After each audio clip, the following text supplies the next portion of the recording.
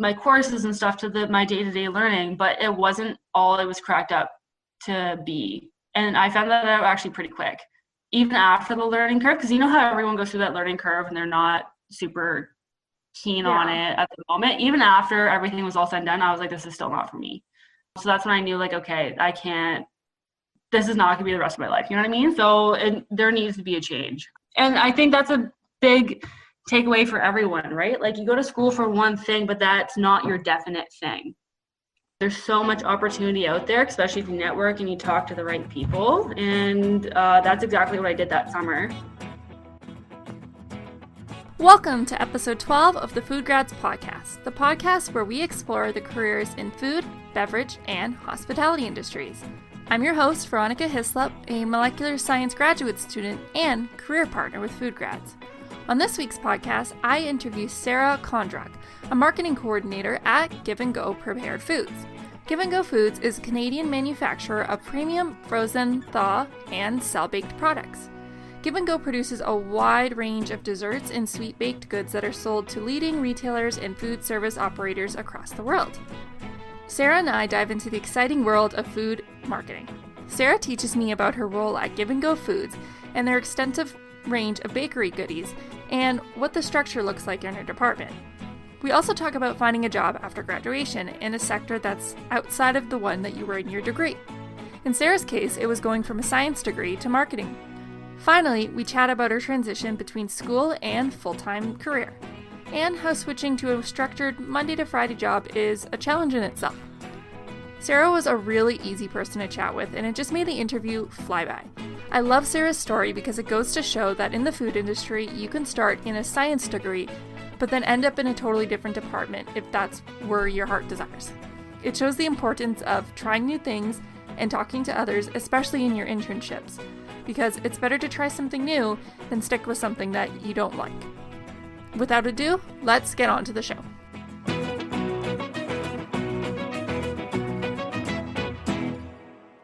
Thanks for coming on the show. I'm excited to have you. My first guest who's not on the science side or like that area of the food industry. So I'm excited to learn more about what you do.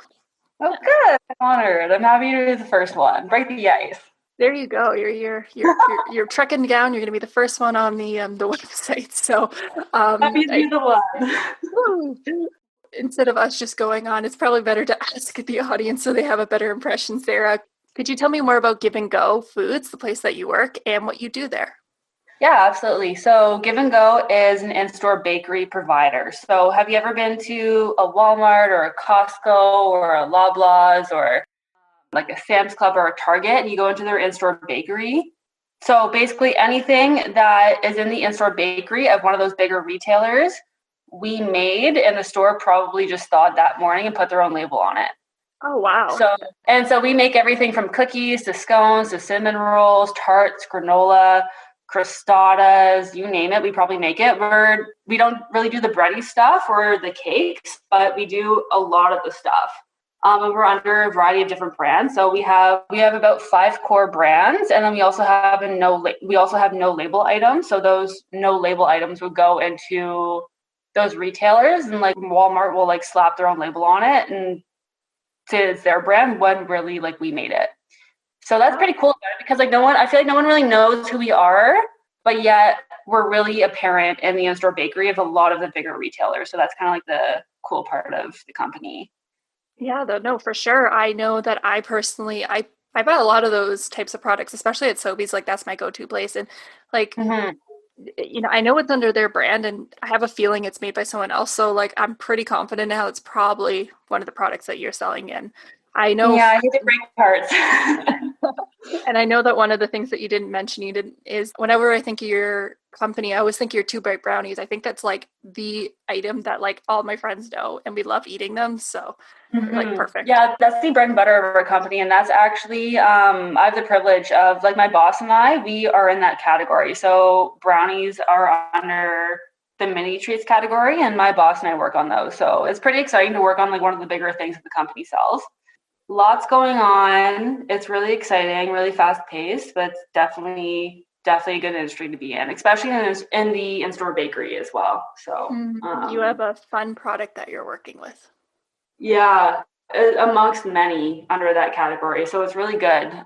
Every day changes. It's it's very dynamic and fast paced, and you never really know what you're going to be doing the next day because things always just kind of pop up and you have to kind of deal with it, but it's super fun. What I do, so right now, currently, I'm a marketing coordinator, as I said, like under the mini treats team. And my boss and I handle one of the largest product categories out of all of the teams under the branded side. Yeah, it's really fun. So like you do everything from helping to create new products and executing the steps that are involved in that, or just focusing on the ongoing projects that we have and the tasks that are also involved in those, or just day-to-day category and product management tasks. So like if problems arise with like your products within like your category, you have to, which usually occurs, you have to solve it. So really busy, really dynamic. It's a lot of fun. So, and the brands are really cool. So I really like it. What does the marketing side look like in terms of, it's not a product I see on like a commercial on television. What type of ways do you coordinate and work on marketing projects? Like what kinds are they? So our company is really special in the sense that like we don't do ad campaigns or marketing, as you said, the commercials and stuff. We do at point of sale. So we really focus on having like a good, not necessarily like a flat label, but like a good branded label that caters to your product. And hopefully a customer will like walk by and be like, oh, that looks really good. That looks really yummy. And they'll pick up the product and read the label and be like, yeah, I really want to buy it.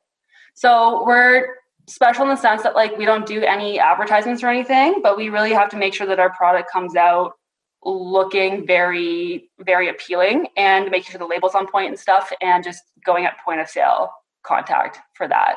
We're really unique in that way. No, that makes sense. That would definitely be such a crucial portion of making any type of product, is that, especially for that sector, if you're going into like the Sobeys and you're looking for, it's the Friday night, you're like, what do I want to get? Let's get some cake. A lot of people don't go into the bakery aisle going, I'm going to buy a cake that's from this brand. You kind of, you look at the packaging, you're like, oh, that looks kind of nice. So I guess you guys are involved in those types of things. Yeah, like making sure the product looks good, the packaging looks good, the label looks good, and hopefully it's good enough for the consumer to pick up and buy. It's very much at point of sale. So it's tricky, but it's also very unique. That's awesome. Could you tell me about how you got into this role then? Yeah, so just a lot of networking and calling people and just applying to so many jobs. And I feel like everyone after graduation, especially if you're in science, you're like, what am I doing? So there's so much competition, and there's so many places you're applying for, and yeah, you're talking to people, but you're not really getting calls back. So really it's just being tenacious and ambitious and connecting with the right people. So connecting with HR different companies or connecting with managers of different companies kind of thing, to kind of know like, do they have spots open? And if they do, great. Like, do I have the skills to be able to fulfill those spots? So the company that I work with right now, I had actually interned with the summer prior to working with them. Keeping in mind that like I was not in marketing, I was in product development and regulatory affairs, but for the 4 months. And that's when I realized that I was not passionate about PD or regulatory affairs. So when I went back to school, then the year passed, and then I was looking for jobs, and I still really liked the company and the brands and everything was super great, but I knew that like I just did not want to go back to those departments. Like that it wasn't for me. So luckily they already knew me, and I already kind of had an in because they knew me, because the summer prior I connected with the right people, and I was like, can I please try my go at the marketing side of things? So, and luckily they gave me a shot and it worked out. So that was really great. And a big thing that I learned too, like when I was in my internship at the summer prior, even though that wasn't really the job that I was necessarily interested in doing, being in the corporate environment, I saw the opportunity to talk to so many people and network and talk to, okay, like, what are your story? Like, what did you do? How did you get here, kind of thing? And I would talk to people from different departments. So supply chain, marketing, QA, and like see what they do on the day-to-day basis, kind of thing, to see if anything piqued my interest. And marketing at this company really did. So when I applied again for full-time, I tried my shot in the business side of things, specifically marketing. And luckily they took me back on. So a lot of it was luck, honestly. But I'm happy it worked out. So Well, you say it's luck, and there's probably definitely a part of that, but it sounds like you took the opportunity for that internship and you made it your own in terms of like reached out and started talking to other people to see what you would like. Like you were already thinking about, you were making use of what an internship's supposed to be, and you found out what you didn't like. And you made sure to at least have that same connection, and you didn't like, oh God, I hate this position. I'm gonna never talk to these people again. Thing, because I think that, if you have a bad, mind you, I don't know what your experience was like, but if some people have a bad time at their job, they're like, I never want to see these people again. But like, no, yeah, I'm assuming that you much enjoyed who you were working with, and you felt like the job that you were doing was not the right fit for you, but you kept trying, and I think that's important. Another thing that I find interesting is you went to school for science, and for a yeah. lot of people doing science, R&D is like the dream job, and you're coming out of it going, that's not really for me. So I find that really No, interesting. absolutely not. It was not for me. Like, I feel like it's a lot different when you learn something at school and you learn the courses and the skills and stuff that academia teaches you. But when you get into the real world and you're doing that day to day, 9 to 5, it's a totally different ballgame. And that's what I was not prepared for going into it during that internship. At first, I was so excited. I was like, yeah, like I'm going to be in product development and regulatory affairs. I'm going to be doing all this cool stuff. And like, I can apply my courses and stuff to my day-to-day learning, but it wasn't all it was cracked up to be. And I found that out actually pretty quick, even after the learning curve, because you know how everyone goes through that learning curve and they're not super keen on it at the moment. Even after everything was all said and done, I was like, this is still not for me. So that's when I knew, like, okay, I can't, this is not gonna be the rest of my life. You know what I mean? So there needs to be a change. And I think that's a big takeaway for everyone, right? Like you go to school for one thing, but that's not your definite thing. There's so much opportunity out there, especially if you network and you talk to the right people. And that's exactly what I did that summer. Talk to so many different people in different departments, and you build relationships and you network, and you never know what's going to come out of it. If people like you, they will not necessarily do you favors in the future, but they'll be more likely to. That's an interesting take on it. Yeah, make sure people like you. Don't burn Yeah, bridges. well, I mean, office politics are a thing. Unfortunately, they are, but usually if you're nice to people, yeah, as long as nothing bad's getting said. But regardless, it's cool that you were able to shift out of a degree that's science-based.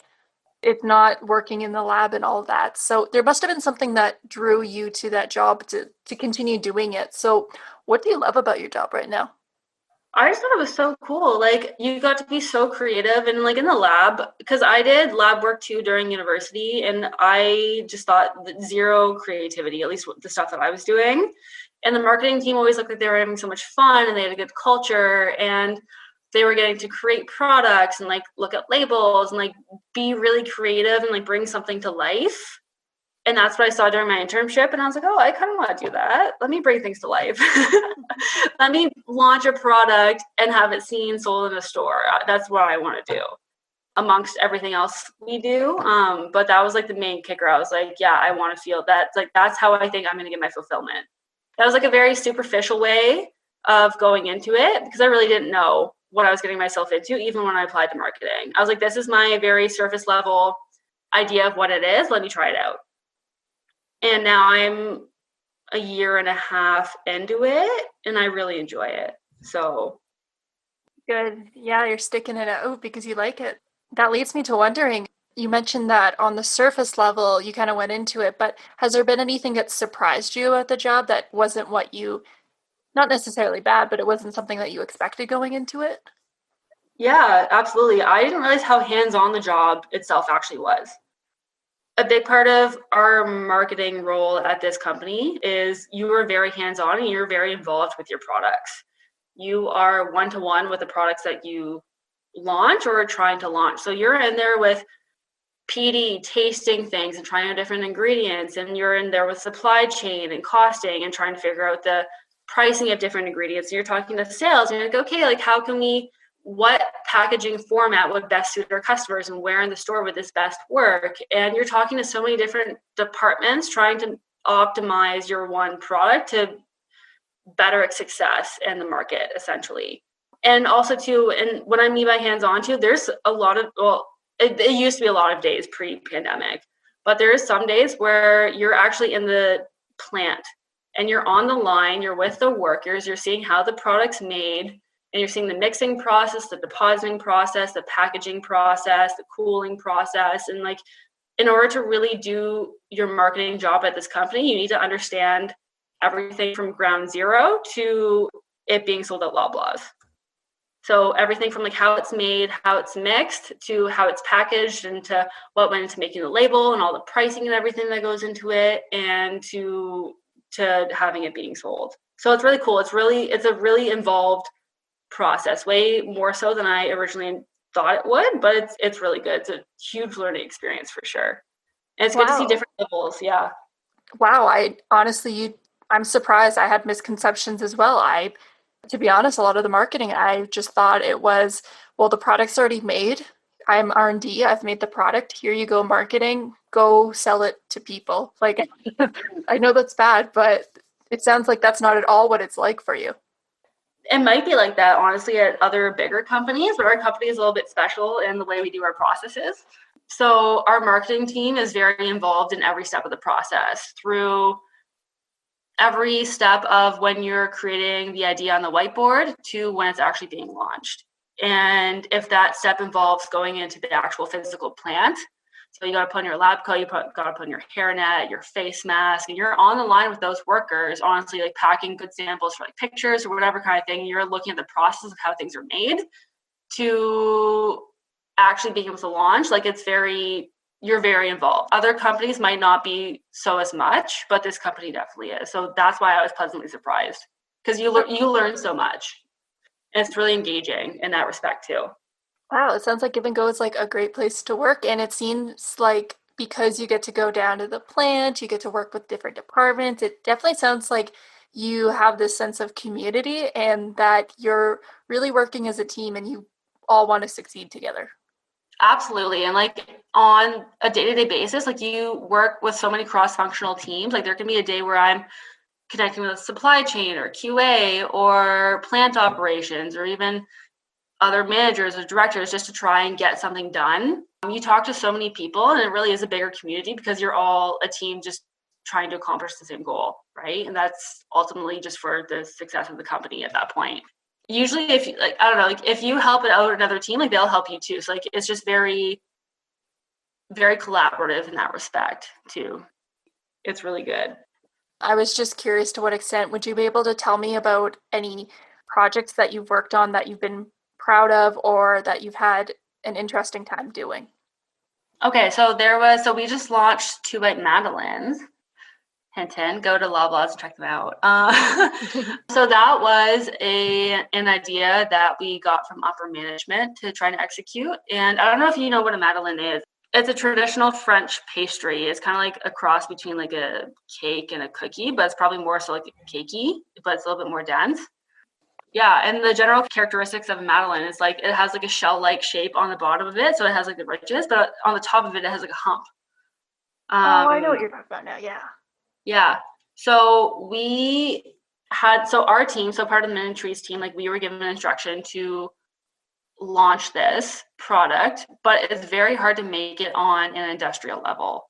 So that's like another unique thing too, that with our company, it's like, okay, yeah, like this, you might think of a really cool product, right, that you want to launch. Like you go onto Pinterest or you go on store tours and you're like, yeah, like we think we can make this, or like you go look into the market and see what other people are making and you try and get ideas off of that.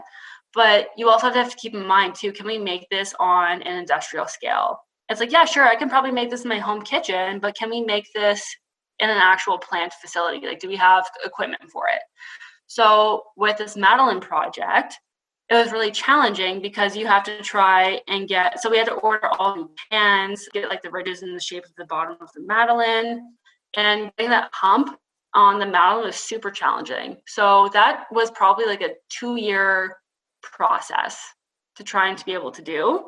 And kudos to my boss and PD because they were super involved in the project. And at one point it was like very time sensitive because a retailer wanted to take it and we had to pump this out super quick. So yeah, and now that it was just launched into Loblaws a couple weeks ago, that was like a 2-year endeavor that is now finally completed. So it's a good feeling in that way. So that's an example of bringing something from ground up and going through the rigorous processes of like trying to make it into the plan and figuring out the formulas, yada, yada, yada. And now it's finally being sold. So that's really exciting. Well, I know what I'm going to be purchasing this week, and I'm going to be sharing with my lab mates. Oh, hopefully you like them. I would suggest the duo one. So it's like half chocolate Madeleine and then half plain Madeleine. So Okay. So is there just the two varieties, or are there more? right now there's only the two. Okay. So I'm going to have to check them out, and I'm going to have to report back to everyone to let them know how they are. Okay, all right. If they're bad, please give constructive feedback. Okay. I'll But they keep won't it on the down low. No, of course. I've had your products in the past, and 2-bite brownies are, you tell yourself they're 2 bites, but then they are 2 bites, but then you eat the entire bag and then you open a second one. So it's 2 bag brownies. Oh yeah, no. Or there's been, because especially too, like back when we were working in the office full time, there was endless product everywhere, and it got to the point where I was like, okay, Sarah, you cannot eat any junk today. Oh my It was, gosh. and after a while, you think it's so cool. You're like, oh yeah, there's all this sugar everywhere, and you get to eat it, but you're like, oh, okay, I'm so sick of it. Even the interns and everyone who comes in, at first they think it's really cool, and after a while they're like, Sarah, don't make me to go any more tastings. I can't do it. I'm like, nope, you're going. Let's go. Oh gosh. I know I remember when I was working at Gailey, and we were sampling like sour cream, and oddly enough, like I can eat sour cream by the spoonful. It's a weird thing of mine, but I was like, yes, dream job working on sour cream. And I was like, no, this is bad. 2 months and I'm like, this is bad, man. Yeah. I feel like working in the industry, sorry, like the food industry in particular, if you love a food product and you're now working at that company and you're super excited to be able to taste all the time and have endless amounts of this product, you will, unfortunately, it will become tainted for you. Like I used to love brownies and sugar and cookies and all that fun stuff, and now I'm like, I can't look at it. I love it. I love to work for it, but like I can't eating it. I'm like, eh. Maybe I gotta So work at an ice cream factory so then I don't have to like it so much. you gotta get your like 3-month binge out, and then you'll be like, okay, I'm sick of this stuff. I just was curious about, for marketing, what are some of the tools or like softwares that you would be using? Is it Photoshop? Is it industry specific? Okay, so we use a lot of Photoshop, and we use a lot of, so for marketing specific, we use a lot of intercompany sales data as well, because like marketing is not just making a product look pretty. It's like, why are you launching this product? What about this product will appeal to consumers and why? And you better have data to back that up, or else what's the point of launching it? So we look at a lot of numbers and percentages. We do a lot of surveys, see if this would even appeal to consumers, as well as a lot of consumer researches, and we do focus groups and whatnot as well. So sorry, that's not really software, but that's just stuff we do.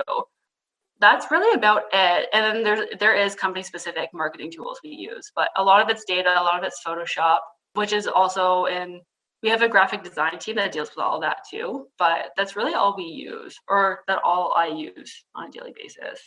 That's still pretty cool. Like that's the blending of like two things. Like, you have these high numbers and like using art and then backing it up with numbers. That's an interesting way to like, go about things too.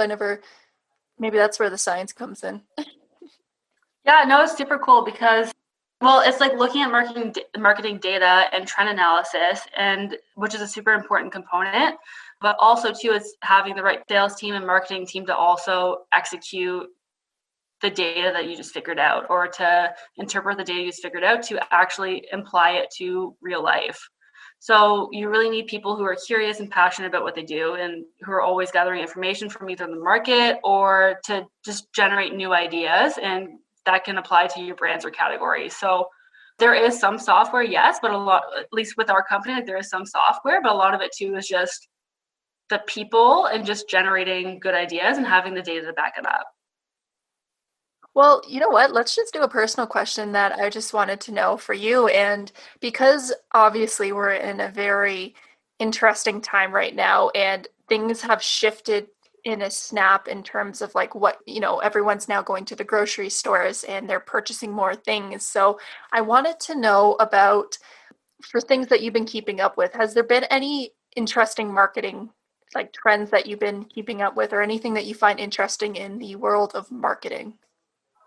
Yeah, so basically like in general, I think the return to meal preparation and consumption at home is really representative of the times.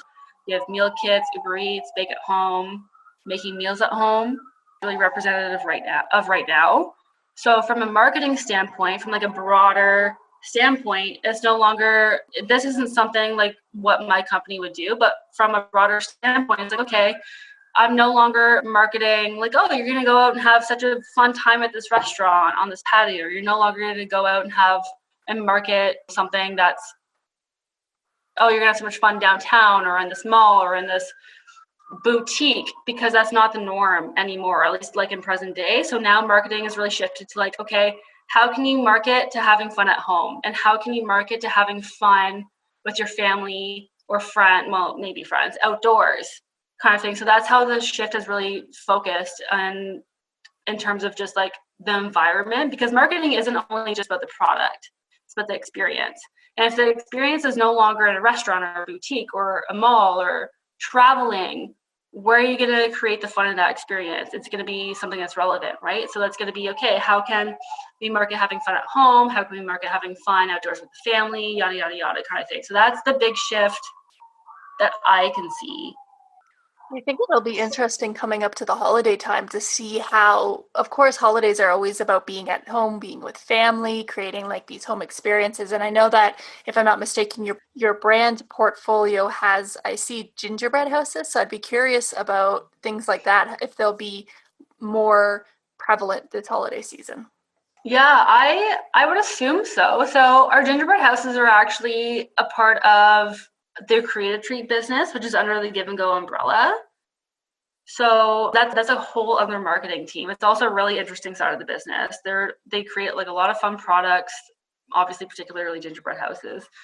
But it should be, because they could spin in a way of, okay, if I buy this gingerbread house, this is a cool, fun activity that I can bring home to my family, and we can spend a night in watching Christmas movies or holiday movies and drinking the good drinks and building this house, right? So that would be marketing the experience of fun at home. Point of focus would be the house and being creative and just really engaging and building that product. So I think, yeah, no, for sure. I think a lot of people would probably pick that up this holiday season. You mentioned with that was there was another marketing team that was working on that particular segment. Mm-hmm. Were you involved in any of these types of create at home experiences or? No, so how Give and Go marketing works is there's essentially 3 teams. So you have the channel team, so channel marketing. So they connect directly to customers, and they execute whatever customers want. And those customers are salespeople that are linked to bigger retailers. So their launches are very specific, and they execute based off of those specific guidelines that those retailers want. And then there's Silo, essentially, that is the branded side. So that's the side that I'm on, and we're more of like the strategic long-term projects. And we get to have a little bit more fun and autonomy in terms of launching our stuff. So we don't have to do it customer specific. We can do it because consumers want it, and we can make it our own fun branded way, and we can have not a lot of freedom with it, but definitely a fair amount. So that's the category that I work in. And then you have the Create a Treat team. So the Create a Treat team is the team that markets specifically gingerbread houses, cookie creating kits, other various cookies and stuff for all seasonal purpose.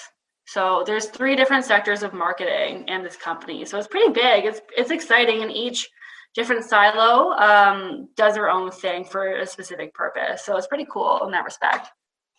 No, it sounds like it. It sounds like I mean, it only makes sense that a company of your stature would have these different silos to focus on things because at some places, if it was a small company, let's say the marketing person's also the salesperson and then they're also this. So it's nice Yeah. that because you have so many people to depend on doing their own thing that you can really like hone in and focus on your core portfolio. Yeah, no, so it's really good. And I really like the branded side of our marketing team because of the fun and creativity you get to have with it in terms of launching projects, launching products and like the longer term strategic projects that you work on. I think it's really I like my job. So it's good, it's fun. So I like the division that I'm in for sure. With that, I actually wanted to transition a little bit more back to you in your story. And I know that we already touched upon how you got your job, but I wanted to know because this podcast is really focused for students, and a lot of times students have a problem transitioning from their undergraduate or their college diploma, or pardon me, their college degrees and going full time into the industry. And I wanted to know more about how was that transition for you? And I mean, you're still fairly new in your career, but during that transition, was there any challenges that you faced that you've overcome or are still working on? Oh yeah, like working in a corporate environment is so different from school, right? Like you can roll up to class in your leggings and baggy sweater and be half tired and write down your notes for a lecture and then go to the next lecture and do the same thing. You kind of feel like you're a robot, right? But like when you are in a corporate environment, you can't be. Like you gotta look very presentable, you have to be turned on, you have to be diligent, you have to be aware, and you have to be just present in that moment and do your work, right? And I think that that was like a huge transition for me because I really didn't know what to expect going into a full-time job after school because you don't know. And like office politics too were a huge thing in terms of like networking and knowing how people's personalities and how they work and what doesn't work, and collaboration with group projects in a real life setting that's not school was another huge thing too, because you do those group projects during school, but it's a totally different ball game when it's in corporate. And there's other regulations and policies and procedures and checkpoints that you have to go through to get something done in a group project that may have not been apparent during your school group projects. You know what I mean? I'm sure every company is different, but that was another big thing too, just process wise and how you present yourself and just being super aware of your surroundings and people and the politics of it, and the overall work too is very different. And I know with science I was extremely busy, but it was also a spread out busy. You might have had like 3 or 4 classes one day, or some days might have been 1 class or 2 class or a lab, who knows, kind of thing. But it wasn't like a solid block of 9 to 5 every single Monday to Friday blocked off. And you think you're like, yeah, it's okay, I can do it, no problem, kind of thing. But like after a while, it's like, okay, well, 9 to 5 every Monday to Friday does kind of, it's a whole different ball game. So, and it's good like that. And that's kind of like what made me think like, okay, if it's gonna be a chunk of 8 hours minimum, Monday to Friday, every single week, you better like what you're doing. Whereas school, it's kind of like, okay, like if I only have like a few classes here and there, it's not so bad. And like I can go have some personal time at 2 p.m. on a Wednesday, or go for a coffee at 3 p.m. on a Thursday. Whereas during work, no, like that time's blocked off. Like you're working during those times during the week. Like you don't have that free time. So that was like the biggest wake up call for me, for sure. If that made any sense. No, it made perfect sense. I know when I switched over from working when I went from school to a full-time position, I mean, I did the internships. Did that for a year, but going and working, going from 7 a.m. to 4 p.m., that was a tough transition. And then when I was also doing shift work from 4 p.m. to 1 a.m., you're right, like that's your block of time. And you don't really get to be like, well, I'm going to go take a 20-minute break now because I don't have class for like the next hour, or I can like Yeah. hang out and like it wasn't there. And it was a bit of a struggle for me too. Like I already thought I was a regimental person in university, but man, when I went to the working place, I was like, I have to do this every day now. indefinitely. And like that's like a very, and you know what? I remember having such bad PTSD from my last year's exams. I was super, super excited to go into the workforce. I was like, yes, no more school. We can get ready to work kind of thing. And for the first 2 or 3 months, it was great.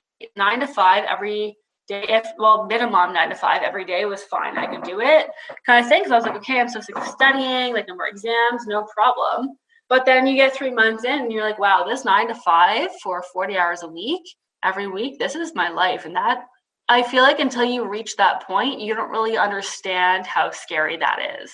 Like you no longer have the option to just like go skip out on a couple hours on a Tuesday afternoon to go meet a friend, or even like a Thursday morning, you know what I mean? So it's very, very, it was an eye opener for me in that regard, but that didn't hit me until honestly 2 or 3 months in. And I was like, wow, this is what working full time is like. Okay. And I understand too, because like when you're in school, especially in science, you're studying all the time. And I definitely felt like studying never stopped. And I remember feeling so guilty if you took a night off from studying. Now it's kind of nice because like when you're done work, but still you don't have less flex time within those like crucial hours of the week, if that makes sense. Like no, studying, like, yeah, like you can like prioritize your time and like you can be like, okay, like if I can take like a 30-minute to an hour break here, but then I can go back to studying. Whereas work, it's like, no, like you're here until we pay you to be here. And if you still don't get your work done, then you still have to be here, you know? So it's very different. It's a very different mentality. Both work very hard, like between academia and corporate, but like very different. And that didn't hit me until 2 months in, maybe 3. Oh, and I'm guessing now that you've been in there for a year and a half, you've definitely adjusted to it. Yeah, I still definitely have my moments. Don't get me wrong, but we're getting there. We're getting to, I feel like I still am not fully adjusted. Okay, you adjust because you have to, and obviously you do the work because you have to, but mentally, like I still feel like I'm getting there. Oh, it's understandable. I mean, you were in school for 4 years. That's a long time to then transition out. It takes time. Yeah. So, and I feel like too, like when you're a student, you're so dedicated to your courses and studying and your labs and everything extra that goes into that it's just like going from that to corporate. It's like, it's a very big shift, but it's definitely doable for sure. But that was like a huge learning curve that I had. But at least, like you said, one of the much perks is when you have the weekend, you have the weekend. You don't have to worry about the studying for that math assignment that's due on Monday. It's exactly, it's your time. That's the trade-off, right? Like it's like you have your weekends to yourself, like you generally have your evenings to yourself most times. And there's no lingering like, oh, like, yeah, I need to study for my 6 midterms coming up kind of thing. And I still have to do all this homework and submit lab reports and all this other stuff. So you do have flex time after that. And that's what I was excited about coming out of my last semester going into it.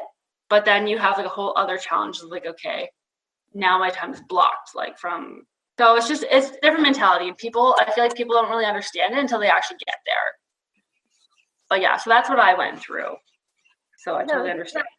Yeah, that's a really unique experience that honestly I've not come across someone give me that as their answer. So it's nice to hear a different perspective as well. Okay, that's good. So one of the questions that I like to ask all of my guests that come on the show is, why is the food industry a great place to work? Well, I think given light of the current situation, it's important to work in a sustainable industry where food is probably one of the most stable. People have to eat. So luckily, especially our company, has been fortunate enough to be able to maintain jobs and give people salaries and stuff, because food is never going to die, right? So it's a really stable and dynamic industry, and there's so much variety within the industry itself, depending on your interests. So whether you want to go to confectionery or baked goods or pizzas or meats or like sour cream, there's so much opportunity to grow and learn within the industry. And you can learn so much stuff about the different products and companies and processes and what it takes to bring something from ground zero to life and all the steps in between and all the nitty gritty stuff you have to get into. It's a huge learning experience, honestly, and there's so much opportunity with it. And I find too, like at least like what I've heard within the food industry is that a lot of people know each other. So if you like, don't be surprised if you stay in the industry for years and years and years and you run into someone who you worked with at like from 2 jobs ago kind of thing. And things always come back within this industry because people do know each other, especially if you stay in it for a certain amount of years. But so that's really cool as well. So it's kind of like its own community in itself for sure. But just like the learning curve and the stability of it too. And I think given light of the current situation, that's a really good example of how important it is to be in a stable industry, and food's definitely it. Everything you said is so true, especially the stability of the job. Like if anyone has any doubts now, if this job's going to be like these types of jobs or this industry is going to be around within like 5, 10, 20 years, we're living through like a crisis right now. And if anything, these food manufacturing plants are actually doing better than before because more people are shopping at home. So it has that stability. Like if you go look online, people are hiring right now. In some industries, there's no jobs, but in the food manufacturing, there are jobs there. So yeah, you're right. There's stability.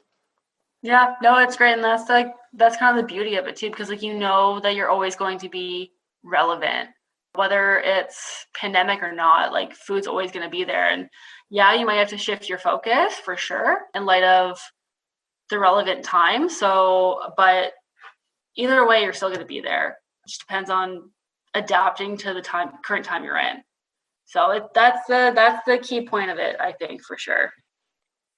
You're absolutely right. The industry has definitely pivoted during this whole ordeal as well. So I think this is why we're talking, and I'm doing the podcast with like individuals or like professionals such as yourself to show that look at all these awesome careers. And I'm talking to these people as they're working right now during this whole everything that's going on. So there's jobs out there. Oh yeah, absolutely. In fact, like our job picked up significantly as soon as this whole thing started, because we couldn't keep up with store demand. People were buying things off the shelf like no tomorrow. We got so busy, and I remember at one point, especially during the very beginning of it, they were like, Costco ran out and like we need to work overtime to like fulfill these orders. Not me specifically, but like the company and production needs to, because things just like flew off. So that really goes to show that yeah, food can fulfill your needs in current time or not. It just depends on how you pivot your focus, right? Yeah. I'll just say one more thing to add on to, just from personal experience. I know what you're saying. I'm not surprised to hear what you're saying because I remember during the first little bit, I think it was like 2 weeks in, I was like, you know what, family, I'm just buying a whole cake for us and I don't care. Like, I don't do that. So anyways, and in the last question, I just wanted to ask you before we finish it off. Well, actually I have 2, but the second one's quite quick. But the first one I just wanted to ask was, what advice would you give someone wanting to pursue a career that's similar to yours? Definitely seek out all the opportunities you can and ask lots of questions and network for sure. I think network is definitely key. So like definitely connect with people in the industry and then learn more about what they do and what skills they require you to have going into certain roles. So that's what I did during my internship. Like I really took advantage of talking to different people from different departments, seeing what they do day to day. I already said this, but that's what I did, right? I learned more about what they did, and I was like, okay, yeah, like this might be something I'm actually interested in. If it wasn't at this particular company, it would be at a different company. I would want to go this route instead of what I was doing my current internship in.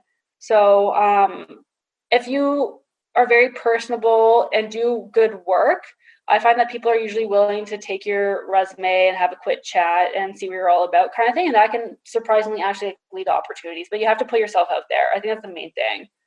Put yourself out there, talk to people, connect with people on LinkedIn, like message like HR recruiters or managers, and people will surprisingly like, they will have no problem like being like, okay, yeah, like send me your resume or we can have a quick chat, see what this is all about kind of thing. And really just extending your arm. And yeah, a lot of times it might not work out, but it's worth it to do for those very few times that do. And that's what's going to get you that opportunity.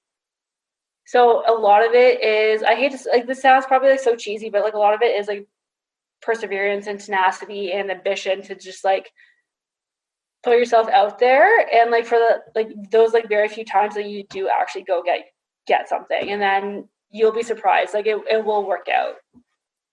I'll leave it there because you gave some great advice. To follow up with that question, because you're talking about networking, if people wanted to find you, where can we find you? Definitely just LinkedIn. I think that's probably it. Okay, cool. I'll make sure to add your name in the show notes, but if anyone looks you up, of course, they'll be able to find you. So with that, thank you, Sarah, so much for coming on the show. I really liked our conversation, and I'm happy that you got to be my first guest that's in the marketing department. So thank you for that. Thank you, Veronica. I'm happy you had me on. It was really fun talking to you today. So yeah, it was good. Cool. Thanks, Sarah.